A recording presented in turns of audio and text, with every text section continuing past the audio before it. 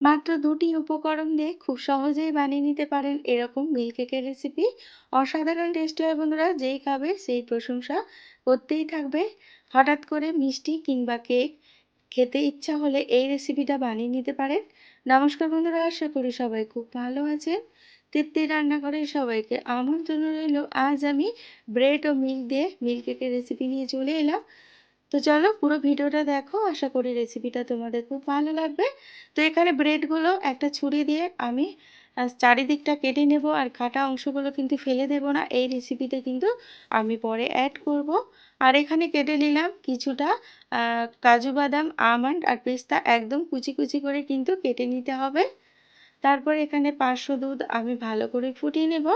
8 থেকে 10 মিনিট ফুটে গেলে একটা পাত্রে আমি 1.5 হাতা দুধ তুলে নেব, আর ওই দুধের সাথে গুলে নেব 2 চামচ কাস্টার্ড পাউডার।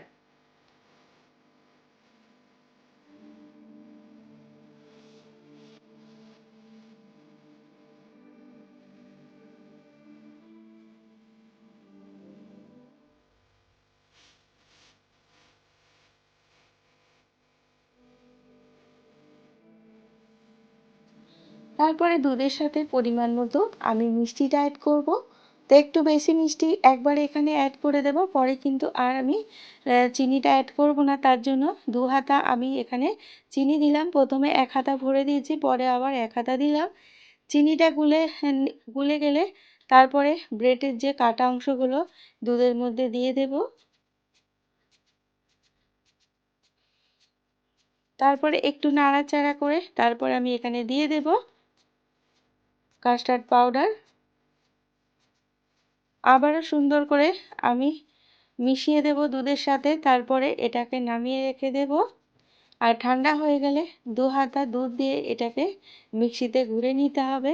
তারপরে রেডি হয়ে যাবে সুন্দর একটা স্মুথ ক্রিম। দারুণ টেস্টি হয় এই ক্রিমটা।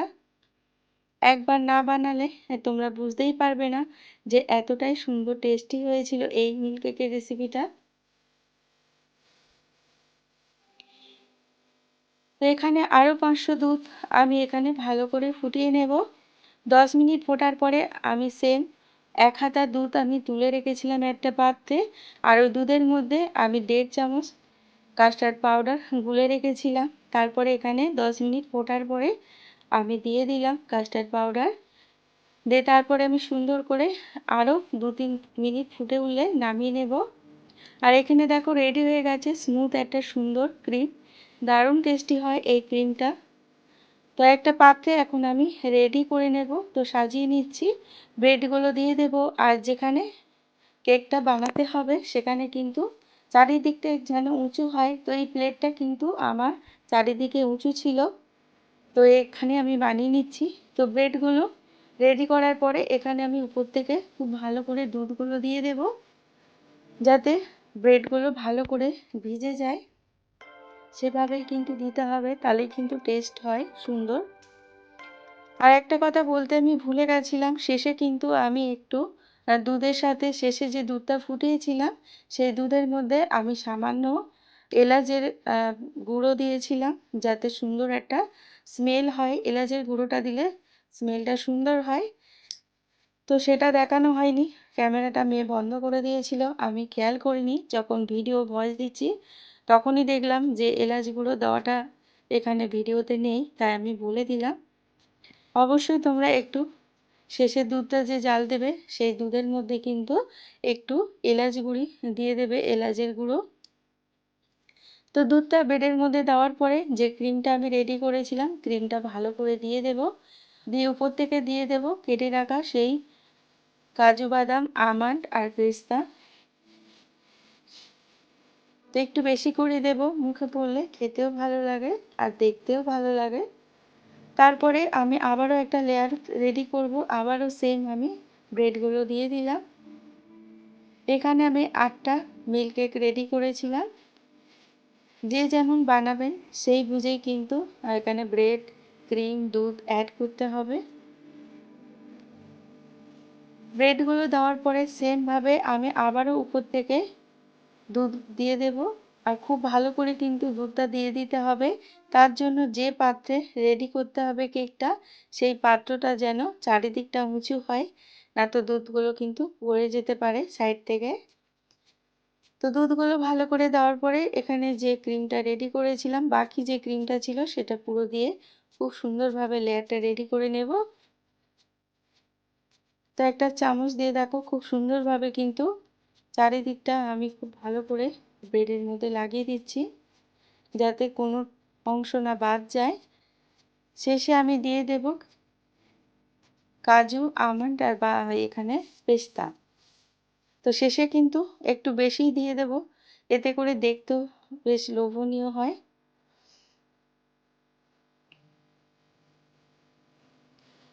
বেশি দিলে যে টেস্ট হবে এরকম কিছু না, কম দিলেও টেস্ট হবে। এই রেসিপিটা এই ক্রিমটার জন্য টেস্টটা কিন্তু দুর্দান্ত হয়।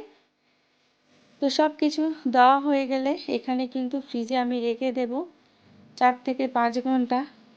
তো যতটা বেশি রাখবে ভালো, এর বেশি রাখার দরকার নেই, 4 ঘন্টা রাখলেই অনেক। তো 4 ঘন্টা পরে আমি ফিরে আসছি, দেখো কতটা সুন্দর দেখতে হয়েছে, লোভনীয়, খেতে কিন্তু দুর্দান্ত লাগে। আর খুব সহজেই কিন্তু বাড়ি এই রেসিপিটা বানিয়ে নিতে পারো।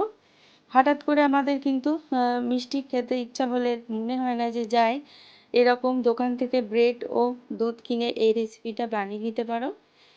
তো একটা ছুরি দিয়ে কেটে আমি তোমাদের দেখাচ্ছি কতটা সুন্দর হয়েছে, লেয়ারটাও কত সুন্দর।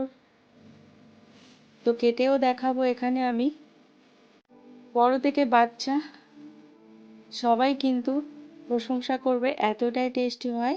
সত্যি খুব সুন্দর হয়েছিল। তো দেখো এখানে একটা আমি তুলে নিলাম, তারপরে আমি কেটে দেখালাম কতটা লোভনীয় হয়েছে দেখতে, খেতে কিন্তু দুর্দান্ত হয়।